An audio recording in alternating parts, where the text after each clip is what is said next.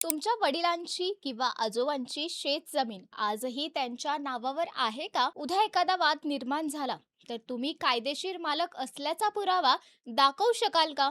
जमीन नावावर नसेल तर ती तुमची असूनही तुमची राहणार नाही. जमीन हा केवळ मातीचा तुकडा नसतो, तर तो कुटुंबाचा सन्मान, भविष्यातील सुरक्षितता आणि पिढ्यानपिढ्या जपलेली संपत्ती असते. ग्रामीण भागात जर शेत जमीन म्हणजे कुटुंबाचा आधारस्तंभ, पण अनेकदा माहितीच्या अभावामुळे, कायदेशीर प्रक्रियेची भीती किंवा एजंटच्या सल्ल्यामुळे लोक जमीन नावावर करण्याची प्रक्रिया पुढे ढकलतात. यामुळे भविष्यातील मोठे वाद, कोर्ट कचेऱ्या आणि आर्थिक नुकसान सहन करावे लागते. म्हणूनच जमीन नावावर कशी करावी, शेतजमीन नावावर करण्याची योग्य प्रक्रिया काय आहे आणि यासाठी किती खर्च येतो, या प्रश्नांची स्पष्ट, सविस्तर आणि सोपी माहिती प्रत्येक जमीनधारकाला असणे अत्यंत आवश्यक आहे. हीच संपूर्ण माहिती जाणून घेऊया आजच्या या व्हिडिओमधून. त्याआधी चॅनलला सबस्क्राईब करा